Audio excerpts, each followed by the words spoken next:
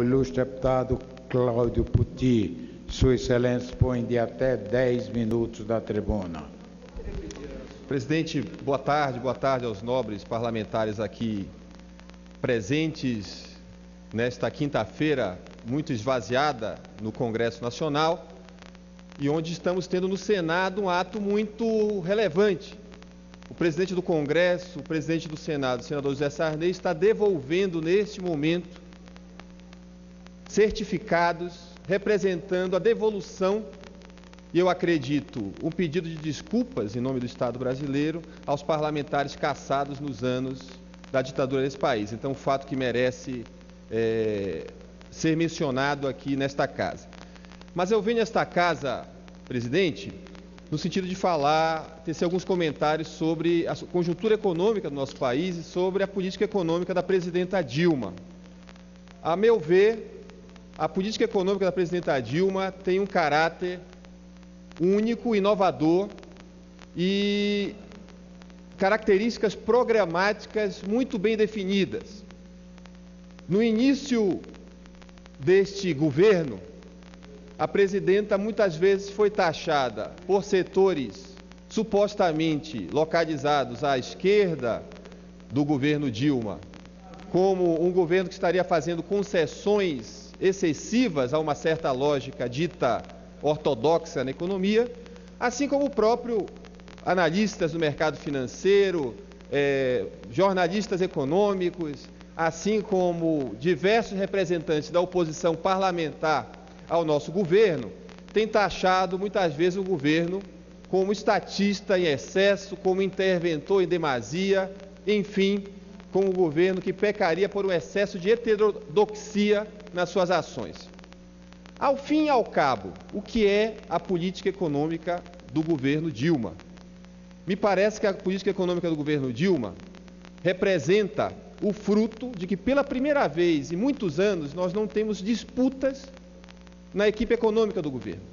Nós temos um governo absolutamente alinhado nos seus objetivos de política econômica. E vejamos quais são essas características. Nós convivemos com um sistema institucional de política econômica baseado num tripé de câmbio flexível, de política monetária utilizada com câmbio flexível para controle da inflação e com uma política fiscal que viria, digamos, a reboque desses objetivos. Com isso, nós convivemos nos anos de Fernando Henrique, convivemos nos anos do presidente Lula.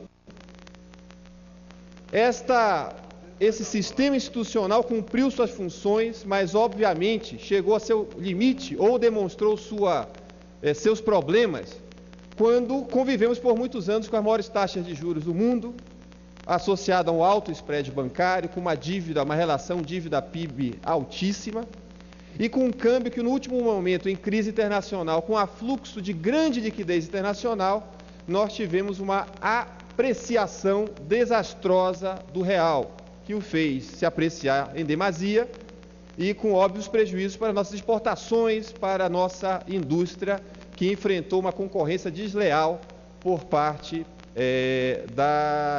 dos manufaturados, particularmente da China. Então, convivemos com esse sistema. E desde o início desse governo, a presidenta Dilma tem tratado dessa questão de maneira pormenorizada e trabalhando para alterar, pelo menos, seus aspectos disfuncionais. No que se refere à política fiscal, hoje nós temos a menor relação dívida-PIB em pelo menos 15 anos. Nós temos um governo solidamente comprometido com a responsabilidade fiscal. Mas, ao contrário dos governos que antecederam a experiência petista, a responsabilidade fiscal não é um dogma em si mesmo. Ela é matizada pela necessidade do Estado intervir com política contracíclica para fomentar o crescimento econômico no momento de enorme crise internacional. Então, nós fizemos algumas alterações no orçamento da União, retiramos o grupo Petrobras e Eletrobras das metas de superávit primário, temos um redutor de superávit primário, coisas que devemos admitir dão calafrios nos neoliberais, mas para esses nós não estamos nos importando. para que nós possamos ter instrumentos em momentos de crise como o que vivemos em nível mundial, para podermos gastar, o Estado intervir e tirar a economia de perigo recessivo. Então, as alterações feitas no orçamento são alterações importantes e que não são contraditórias com uma política de responsabilidade fiscal. Tanto é que, no governo Fernando Henrique, nós chegamos a ter 60% da relação dívida-PIB e hoje nós temos menos do que 40%. Então, na política fiscal, um compromisso profundo, mas não na doutrina, não dogma, não uma ideologia que coloca o Brasil no desemprego ou na recessão. Na política monetária, que era uma política voltada ao controle inflacionário, nós fizemos uma leve transição entre o uso de metas inflacionárias também como um dogma, como a inflação tendo sempre que estar no centro da meta a qualquer custo, ao custo de juros altos, ao custo do emprego de milhões de trabalhadores e trabalhadoras, e ao custo da depressão da renda, ao custo de lucros exorbitantes para o setor financeiro. Mudamos, estamos trabalhando na banda, obviamente com compromisso de controle de preços, mas ao mesmo tempo fazendo alterações significativas na política monetária para que ela também cumpra outras funções. O próprio Banco Central americano, isso é famoso, tem metas não só de inflação, mas metas de emprego, e é nisso que acreditamos. Nos últimos meses, mudamos a regra da poupança, e essa mudança na regra da poupança, há muito postergada, permitiu uma redução inédita da taxa de juros básica. A presidenta, por uma decisão política, enfrentou o sistema financeiro e, através dos bancos públicos, baixou os spreads bancários. Diziam que os bancos iam amargar prejuízos, mas o que nós estamos assistindo hoje é uma redução dos spreads. Estamos combatendo o aumento das taxas, mas, ao mesmo tempo, uma equalização de spreads entre o setor público e privado por conta da demanda. Os próprios clientes estão migrando para bancos com menores taxas e com menores spreads, com menores margens de lucro. Portanto, a política monetária é uma política comprometida com a redução dos juros, com o aumento do emprego. E o câmbio. O câmbio é o nosso maior problema, senhoras e senhores. Não adianta desonerarmos, não adianta política industrial, se a maior demonstração de protecionismo mundial hoje é a política cambial. A China protege sua indústria através do câmbio. E esse diagnóstico é, obviamente, sabido por parte de boa parte da equipe econômica.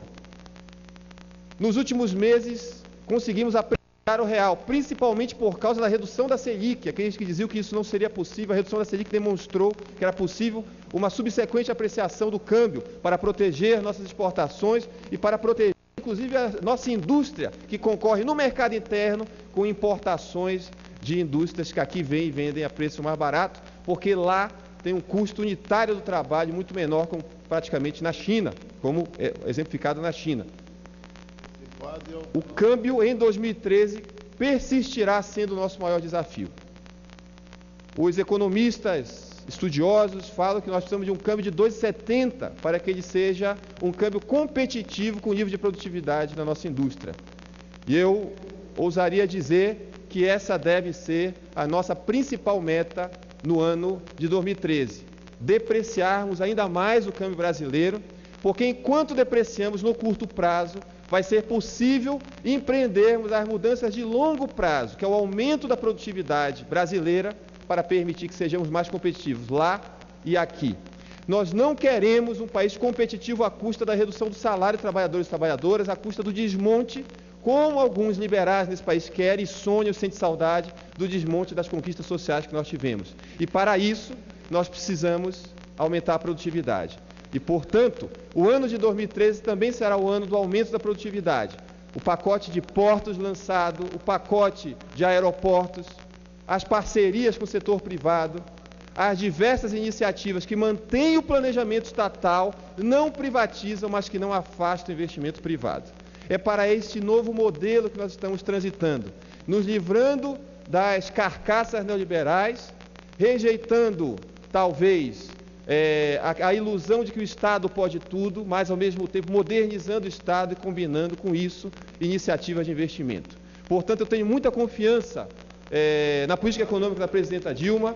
Acredito que o ano de 2013 será muito melhor do que esse, porque nós estamos, nas palavras dela mesma, disse, no momento de transição. Há muito investimento querendo ser feito e as regras vão ficar mais claras para nós podermos fazer esse investimento virar realidade. Muito obrigado, Feliz Natal a todos, presidente.